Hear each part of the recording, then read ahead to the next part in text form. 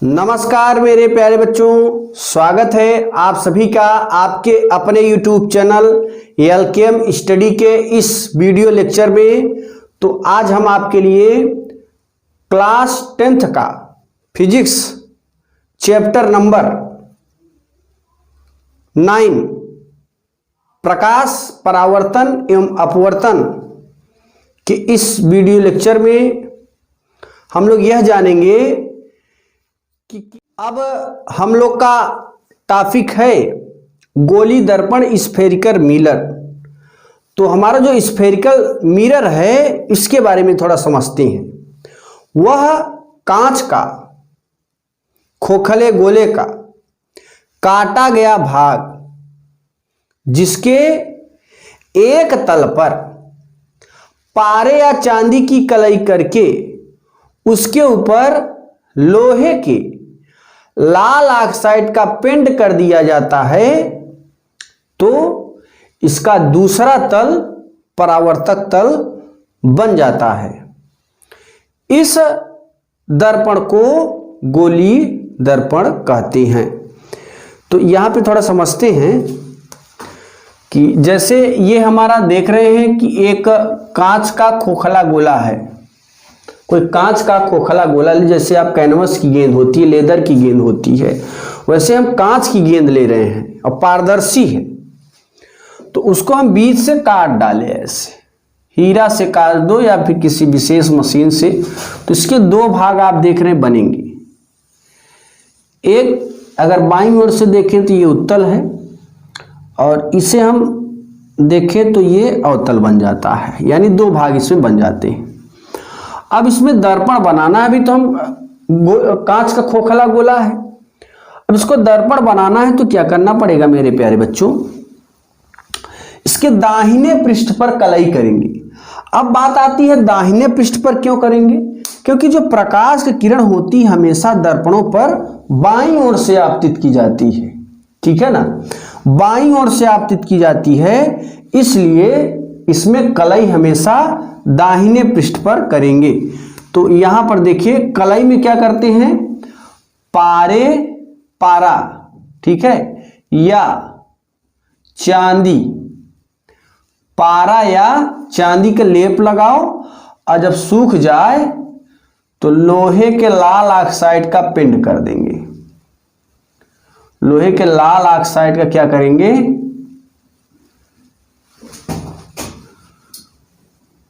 लाल oxide का paint कर देंगे।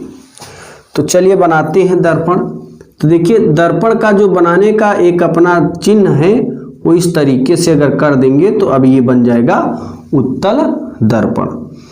और यहाँ पर इसके भी दाहिने ओर करेंगे। अगर कोई आपसे पूछ लिया कि दाहिने ओर क्यों कर रहे हैं तो आपने कहना है कि दर्पणों पर प्रकाश किरण सदैव बाईं ओर से आपतित की जाती है, इसलिए कलाई हमेशा दाहिने ओर करते हैं। कलाई में क्या कर देते हैं, पारे या फिर चांदी का लेप लगाओ, ठीक है, और जब सूख जाए तो उसके ऊपर लोहे के लाल ऑक्साइड का पेंट कर देंगे। तो इस तरीके से ये हमारा गोली दर्पण की डिफिनीशन बन जाएगी। फिर समझिए, वह कांच के खोखले गोले के, वह कांच के खोखले गोले के काटे गए भाग जिसके एक तल पर पारे या चांदी की कलई करके उसके ऊपर लोहे के लाल ऑक्साइड का पेंट कर दिया जाता है तो ऐसे दर्पण को गोली दर्पण कहते हैं। अब मैंने काटा तो इसके कितने भाग मिले, दो भाग। तो सबसे पहले हम उत्तल दर्पण को समझते हैं। इसके उत्तल दर्पण के बारे में अच्छे से समझेंगे मेरे प्यारे बच्चों। इसकी डिफिनीशन हम फिर से बोल दे रहे हैं, जरा लिखिएगा, आराम से बोल दे रहे हैं। वह कांच का खोखले गोले का, कांच का खोखले गोले का काटा गया भाग, ये काट डाले, जिसके एक तल पर पारे या चांदी की कलई करके उसके ऊपर लोहे के लाल ऑक्साइड का पेंट कर दिया जाता है तो उसका दूसरा तल परावर्तक तल बन जाता है, ऐसे दर्पण को गोली दर्पण कहते हैं। अब ये गोली दर्पण दो प्रकार के होते हैं, यहां लिखेंगे गोलीय दर्पण के प्रकार। गोलीय दर्पण के प्रकार। तो मेरे प्यारे बच्चों, अभी मैंने इस गोले को काटा तो यहां पे दो दर्पण मिले। एक दर्पण मिला उत्तल दर्पण, एक दर्पण मिला उत्तल दर्पण,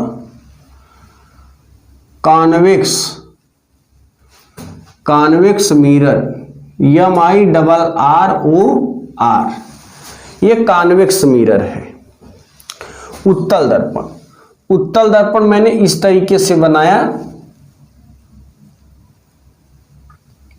ऐसे, ठीक है। अब इसने परिभाषा क्या बोला?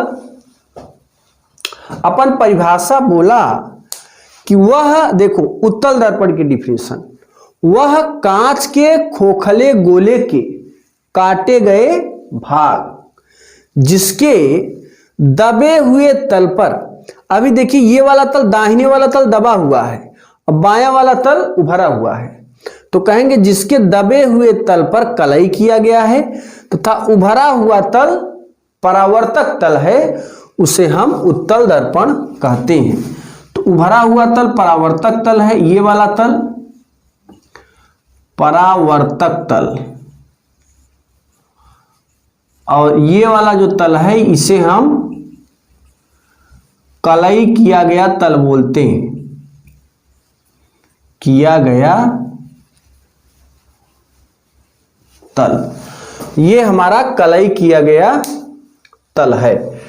तो हमें इसने ये कहना है कि वह कांच के खोखले गोले के काटे गए भाग जिसके दबे हुए तल पर कलई किया गया होता है तथा उभरा हुआ तल परावर्तक तल होता है, उसे उत्तल दर्पण कहते हैं। तो इसकी डिफिनेशन आप लिख सकते हैं, बहुत ही आसान है।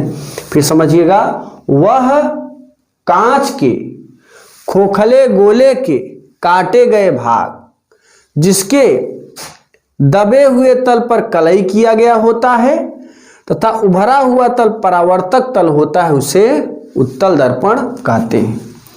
अब हम यहां पे बात करेंगे अवतल दर्पण की। इन सभी डिफिनेशनों को मैंने अपने दूसरे चैनल पर पढ़ाया है, जिसका नाम है फिजिक्स मैथ लेक्चरर। लिंक हम आपको इसके डिस्क्रिप्शन में देंगे, तो आप चाहे इस चैनल से पढ़िए चाहे उस चैनल पे। अवतल दर्पण, ये हो जाएगा कॉनकेव मिरर,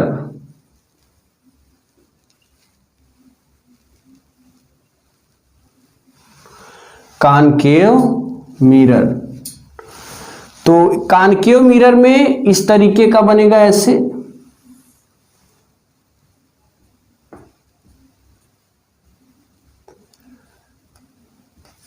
ये हो जाता है कॉनकेव मिरर।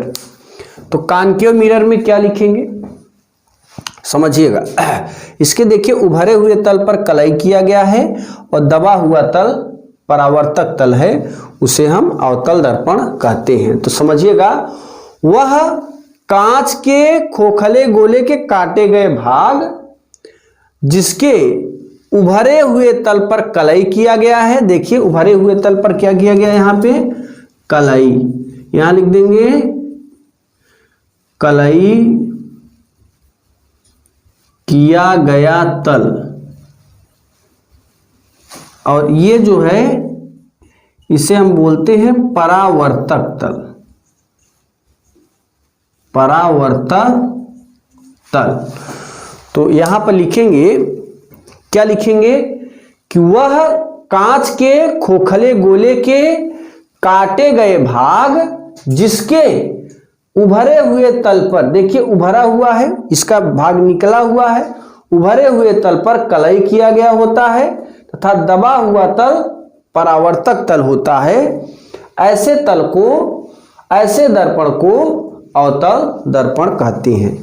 तो मेरे प्यारे बच्चों, गोली दर्पण में, गोली दर्पण की डिफिनीशन मैंने बताया, आप उसे वीडियो को पुश करके आप इन सभी को देख सकते हैं, सुन सकते हैं, लिख सकते हैं, और इसकी भी मैंने अच्छे से डिफिनीशन बता दिया जो कि आपको तुरंत याद भी हो गया होगा, जहाँ तक अपना एक एक्सपीरियंस रहा है कि ये बहुत ही इंटरेस्टिंग है, बहुत ही इजी है। अगर आप इसे एक बार से 2 बार देख लेंगे तो निश्चित रूप से सारे कन्फ्यूजन और आपको तुरंत इसे लर्न भी हो जाएगा, ज़्यादा दिमाग लगाने की ज़रूरत नहीं है। तो इतने का आप स्क्रीनशॉट ले सकते हैं। अब यहाँ पे देखिए मेरे प्यारे बच्चों, अब हम लोग का जो टॉपिक है गोली दर्पण से संबंधित कुछ परिभाषा। अभी हमने पिछले वीडियो लेक्चर में आपको बताया कि गोली दर्पण क्या होता है। उसमें मैंने 2 प्रकार बताया था, एक अवतल दर्पण और दूसरा उत्तल दर्पण। अब हम उसके सारे कॉन्सेप्ट के बारे में जानकारी लेंगे। तो देखिए मेरे प्यारे बच्चों, सबसे पहले हम यहाँ पे एक गोला बनाते हैं, कांच का खोखला गोला, ठीक है। अब जैसे एक सर्किल होता है, एक वृत्त होता है, ठीक है, उसका एक अपना केंद्र होता है, एक सेंटर होता है, ठीक है। ऐसे सब का एक सेंटर होता है, हम लोग की भी एक सेंटर है अपना। हम लोग का सेंटर कहाँ है? हमारी नाभि होती है, ठीक है ना। हम लोग की सेंटर एक नाभि है। तो हर वस्तु का अपना एक सेंटर होता है मेरे प्यारे बच्चों। ऐसे ही गोले का भी एक सेंटर होता है। तो यहाँ कहीं भी सेंटर होगा, अंदर होगा, जो कि हवा में होगा इसका सेंटर, क्योंकि गोला है, वृत्त तो है नहीं क्योंकि पृष्ठ पर होगा। और गोले और वृत्त में बहुत बड़ा अंतर होता है। गोला एकदम बाकायदे चौतरफा से होता है और वृत्त एक टाइप होता है, यानी एक पृष्ठ पर होता है। इसका जो केंद्र होगा, एक अभी कटोरी ले ले, कटोरी के बीच में यहाँ पे उसका जो केंद्र हो जाएगा। तो देखिए हम इसे जब काटे तो कितने भाग मिले थे? 2 भाग। इसका केंद्र मान लीजिए हवा में यहाँ पे है और इसके केंद्र को C से, ठीक है, 2 भाग किए थे इसका। तो ये वाला भाग जो है अवतल दर्पण बना था, ये वाला, ठीक है ना, ये अवतल। और इसके अंदर की ओर जब कलाई किए तो ये वाला भाग मेरे प्यारे बच्चों ये उत्तल दर्पण बना था। और यहां पर मैंने 2 भाग कर दिया था। देखिए मेरे प्यारे बच्चों, यहां पे हमने इसके 2 भाग कर दिए। एक भाग तो ये बन जाता है और इस भाग में एक भाग ये और दूसरा भाग हमारा ये हो जाएगा ऐसे, ठीक है। इसमें देखिए यहां पे अगर कलाई करेंगे तो इस तरीके का बनेगा ऐसे। ये हमारा उत्तल दर्पण है और यहां पे जब कलाई करोगे तो यहां पे बन जाएगा ये अवतल दर्पण है। एक एक पॉइंट समझते जाइएगा मेरे प्यारे बच्चों। अब यहाँ पे सेंटर था जिसे हम वक्रता केंद्र कहेंगे, गोली दर्पण का वक्रता केंद्र। तो जब ये 2 भाग काटे तो इसका जो वक्रता केंद्र होगा यहाँ कहीं होगा, ये उत्तल दर्पण है और इसे भी C से, क्लियर है। और इसका वक्रता केंद्र यहाँ पर मिलेगा, इसे भी C से। यानी हम जब 20 से काटेंगे तो ये बिंदु को तो विभाजित किया नहीं जा सकता। तो जब काटेंगे तो इसमें भी एक केंद्र मिलेगा, इसमें भी एक केंद्र मिल जाएगा। चलिए आगे बढ़ते हैं। अब हम थोड़ा यहाँ पे लिखते हैं अवतल उत्तल दोनों। अवतल दर्पण की कुछ मुख्य बातें हैं, इससे संबंधित कुछ डिफिनीशन है मेरे प्यारे बच्चों, उसको जरा समझ लेते हैं। एक एक पॉइंट समझते जाइएगा। जहां तक हमें अपना एक अभ्यास रहा है, एक एक्सपीरियंस रहा है कि हम आपको एक निश्चित समय में हर चीजें अच्छे से सिखा कर रहेंगे। तो देखिए ये हमारा एक सेंटर है C, ठीक है। और एक तरीके से यहाँ पे एक और डिफिनीशन एक और बना लेते हैं। ये हमारा उत्तल दर्पण है, ठीक है ना। और यहाँ पे जब इस तरीके का आगे की ओर बढ़ाएंगे, ये C है, ठीक है। यहाँ पे बन जाएगा, देखिए ये मध्य बिंदु जो होता है, जो दर्पण का मध्य बिंदु होता है यानी अंदर, वहां पे ध्रुव होता है पोल। ऐसे यहां पर भी एक पॉइंट मिलेगा पोल। ठीक है, देखिए अब ये ध्रुव है, ये है हमारा वक्रता केंद्र। ठीक है, और दूसरी चीज मैंने आपको ये बताया कि ये अवतल दर्पण है। ठीक है, अवतल दर्पण का दाहिना भाग कलई किया गया है और बायां वाला भाग जो होता है वो परावर्तक तल होता है। परावर्तक तल, तो परावर्तक तल यहां से लेकर पूरा यहां तक है, यानी कहां से कहां तक। अगर यम का मतलब है मिरर, मिरर का फर्स्ट पॉइंट ये है और लास्ट पॉइंट एंड पॉइंट ये है, तो मिरर 1 एंड मिरर 2। ठीक है, और यहां से लेकर बायां वाला भाग जो देख रहे हैं इसे हम कहेंगे परावर्तक तल। और जब हम इसके अंदर घुसेंगे तो ये वाला जो भाग है, ये वाला भाग, ये दर्पण का द्वारक बोला जाएगा। ठीक है, यानी ये वाला भाग क्या बोला जाता है, दर्पण का द्वारक। तो कहेंगे दर्पण के द्वारक की डिफिनीशन क्या होगी, जरा समझते हैं। दर्पण का द्वारक, दर्पण के द्वारक की डिफिनीशन कहें तो गोलीय दर्पण के परावर्तक तल के व्यास को दर्पण का द्वारक कहते हैं। अभी देखिए, हर वृत्त का एक अपना व्यास होता है। ये जैसे यहां से यहां तक खींचेंगे तो ये जो होगा, केंद्र से जो रेखा होकर जाती है वो वृत्त का व्यास कहलाती है। तो ये पॉइंट जो हमें मिलेगा, यहाँ पे सेंटर है C, ये वाली रेखा क्या कहलाएगी, M1 और M2 इस दर्पण का द्वारक कहलाएगी। तो इसकी डिफिनीशन फिर समझिएगा, गोलीय दर्पण के परावर्तक तल को, ये पूरा परावर्तक तल है बायां वाला भाग, गोलीय दर्पण के परावर्तक तल के व्यास को दर्पण का द्वारक कहते हैं। इसे M1 M2 से प्रदर्शित करते हैं। तो यहां पे हम लोग लिख सकते हैं गोलीय दर्पण के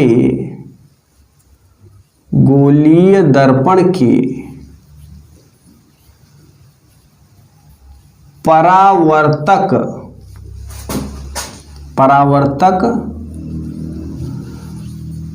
तल के व्यास को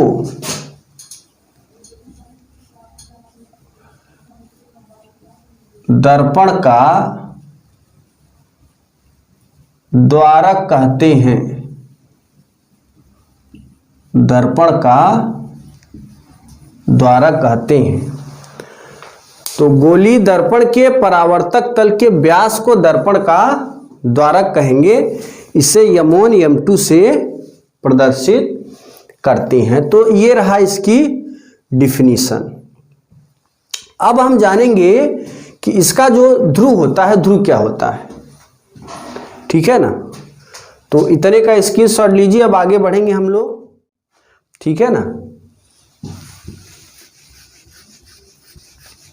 अब हम जानेंगे मेरे प्यारे बच्चों, दर्पण का ध्रुव क्या होता है, व्हाट इज पोल।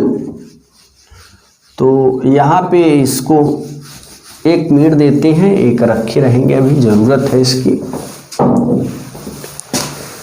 यहाँ पे इस तरीके से ये हमारा वक्रता केंद्र है।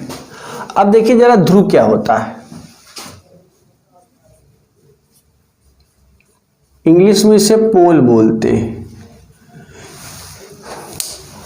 देखिए ये जो अंदर वाला भाग है या ना बाएं वाला भाग, वो क्या होता है कि दर्पण का परावर्तक पृष्ठ होता है।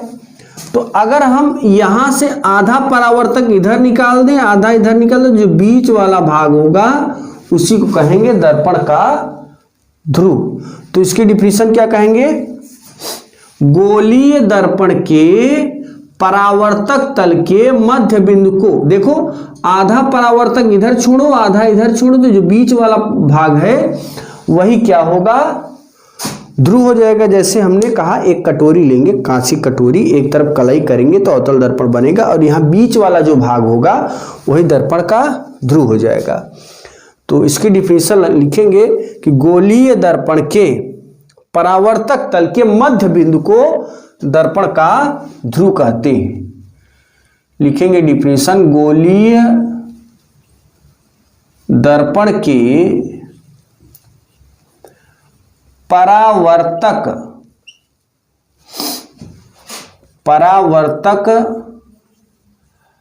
तल के मध्य बिंदु को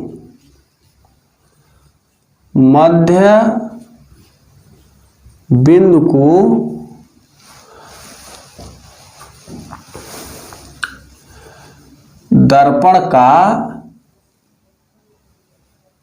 ध्रुव कहते हैं।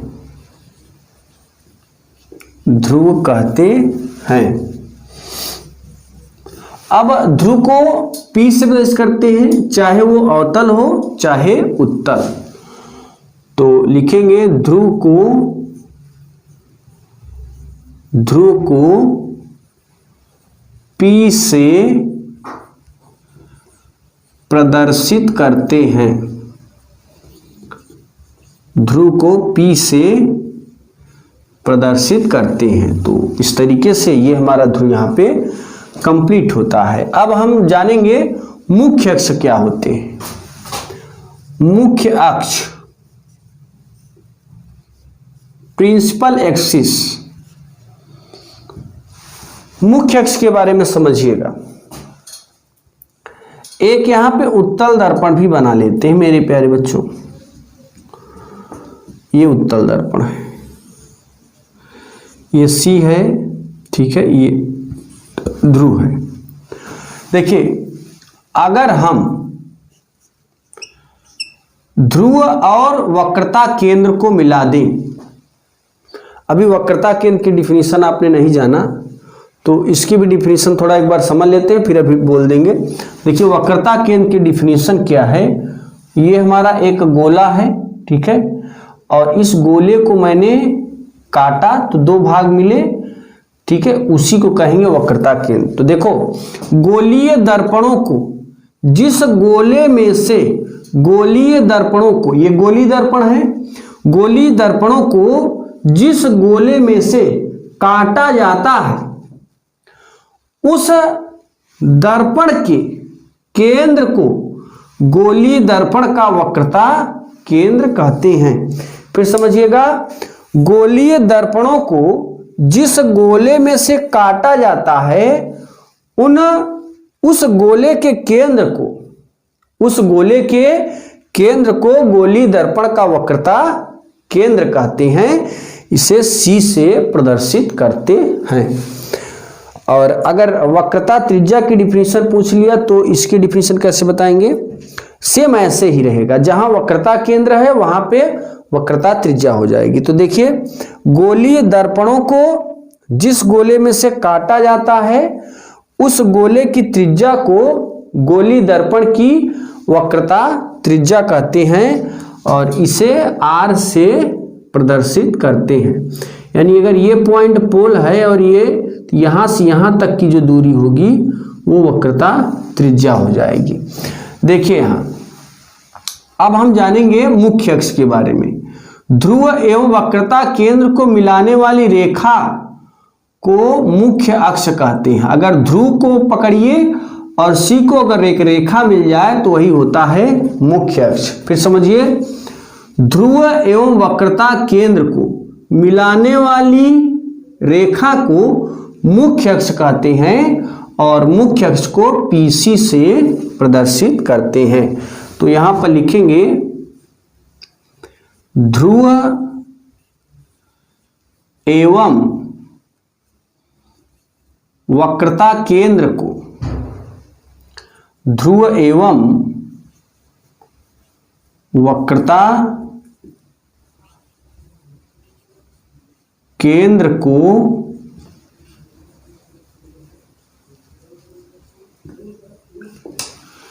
मिलाने वाली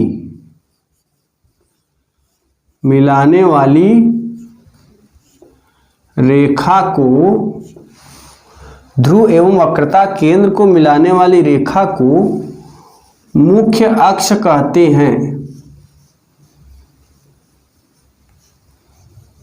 मुख्य अक्ष कहते हैं। मुख्य अक्ष को पीसी से प्रदर्शित करते हैं। मुख्य अक्ष को पीसी से प्रदर्शित करते हैं। तो यहां पर याद रखिएगा, ध्रुव एवं वक्रता केंद्र को मिलाने वाली रेखा को मुख्य अक्ष कहते हैं। मुख्य अक्ष को पीसी से प्रदर्शित करते हैं। अब हम जानेंगे क्या बोलते हैं, वक्रता केंद्र। ठीक है, वक्रता केंद्र की डिफिनीशन जरा समझते हैं। अभी हमने बता दिया था, फिर से आप एक बार जरा समझ लीजिए, क्योंकि हमने केवल बोला था, यहाँ पे अभी लिखाया था नहीं। ठीक है, तो इतने का आप स्क्रीनशॉट ले लीजिए। ठीक है, अब ये तो दर्पण का द्वारक समझ ही गए होंगे क्या होता है इसके बारे में। तो अब हम जानेंगे वक्रता केंद्र। वक्रता केंद्र क्या होता है? ठीक है, वक्रता केंद्र को सी से प्रदर्शित करते हैं। थोड़ा इसकी डिफिनीशन समझते हैं। देखिए मेरे प्यारे बच्चों, अभी मैंने कहा कि गोली दर्पण को जिस गोले में से काटा जाता है उस गोले के केंद्र को गोली दर्पण का वक्रता केंद्र कहते हैं। गोलीय दर्पण को गोलीय दर्पण को जिस गोले में से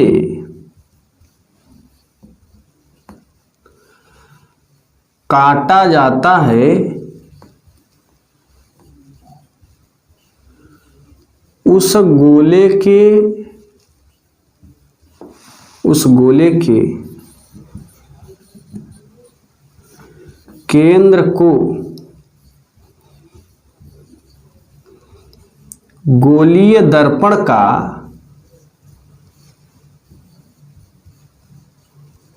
वक्रता केंद्र कहते हैं। इसे क्या कहते हैं? वक्रता केंद्र। गोली दर्पण को जिस गोले में से काटा जाता है उस गोले के केंद्र को गोली दर्पण का वक्रता केंद्र कहते हैं। इसे सी से प्रदर्शित करते हैं। इसे सी से प्रदर्शित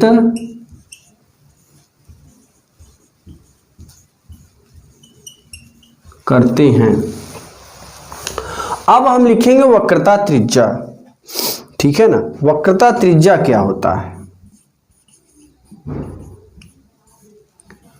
वक्रता त्रिज्या समझते हैं। देखिए वक्रता त्रिज्या क्या होता है? ध्रुव एवं वक्रता केंद्र के बीच की दूरी को वक्रता त्रिज्या कहते हैं। इसे कैपिटल आर से प्रदर्शित करते हैं। ध्रुव एवं वक्रता केंद्र के बीच की दूरी को वक्रता त्रिज्या कहते हैं। इसे कैपिटल आर से प्रदर्शित करते हैं। तो यहां लिखेंगे ध्रुव एवं वक्रता केंद्र के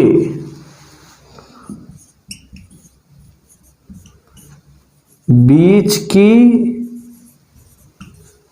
दूरी को वक्रता त्रिज्या कहते हैं।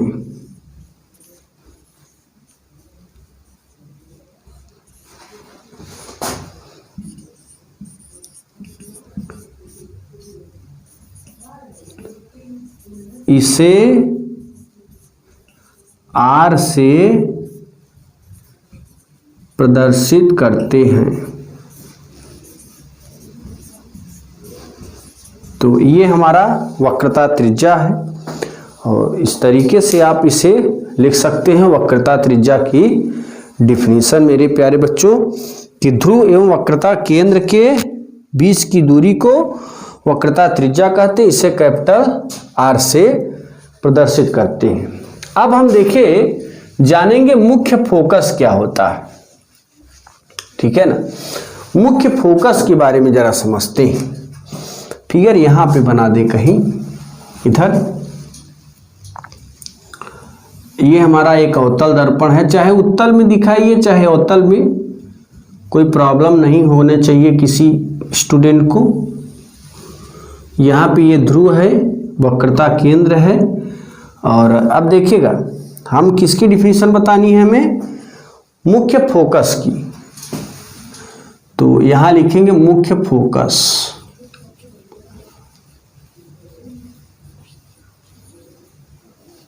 मुख्य फोकस क्या होता है, ध्रुव एवं वक्रता केंद्र के मध्य बिंदु को, फिर समझिए, ध्रुव एवं वक्रता केंद्र के मध्य बिंदु को मुख्य फोकस बिंदु कहते हैं।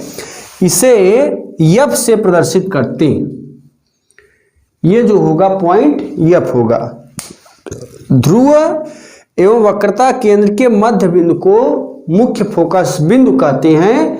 इसे कैपिटल एफ से प्रदर्शित करते हैं। तो यहां लिखेंगे ध्रुव एवं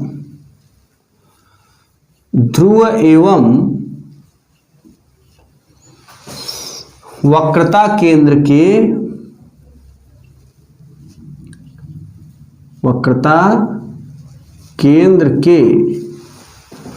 मध्य बिंदु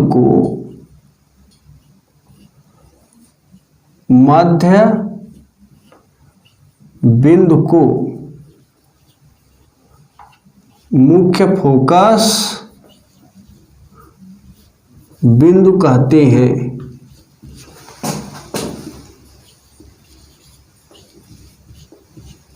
मुख्य फोकस बिंदु कहते हैं। इसे एफ से प्रदर्शित करते हैं। इसे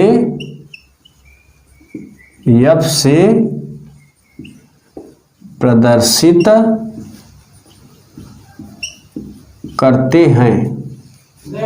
तो ये मेरे प्यारे बच्चों इस तरीके से ये मुख्य फोकस है, ठीक है ना। ध्रुव एवं वक्रता केंद्र के मध्य बिंदु को मुख्य फोकस बिंदु कहते हैं। अगली जो डिफिनीशन है हम लोग जानेंगे मुख्य फोकस दूरी। याद रखिएगा मुख्य फोकस दूरी क्या होती है। मुख्य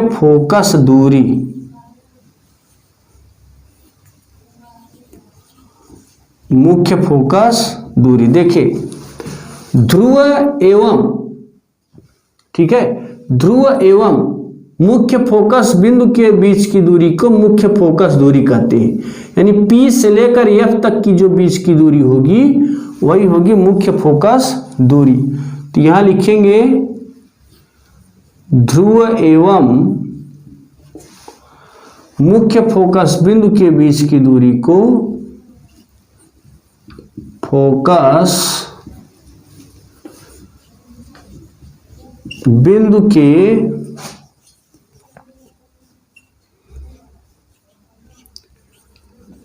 बीच की दूरी को मुख्य फोकस दूरी कहते हैं। मुख्य फोकस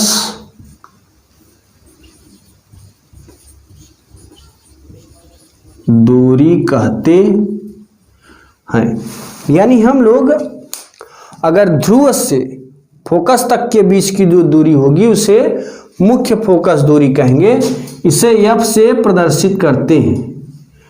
इसे एफ से, स्मॉल एफ होगा, से प्रदर्शित करते हैं। अब देखो मेरे प्यारे बच्चों, यहां से यहां तक तो एफ होता है और यहां से यहां तक की भी जो दूरी होती है वो भी एफ ही होती है, ठीक है। ये भी दूरी हमारी एफ होती है।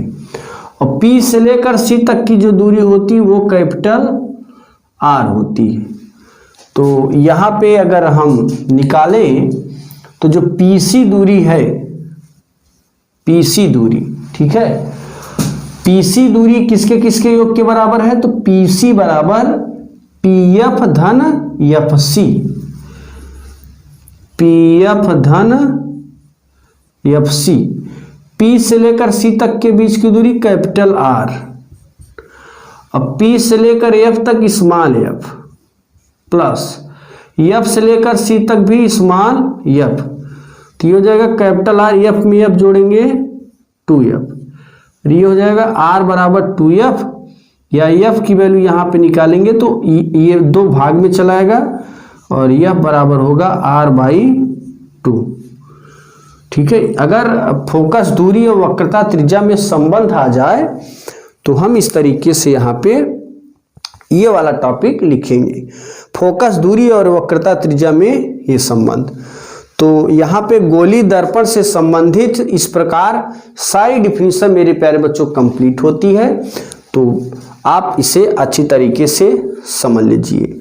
अभी तक इस वीडियो को लाइक नहीं किए हैं तो वीडियो को लाइक कर देना, और नए हैं तो चैनल को सब्सक्राइब कर दें।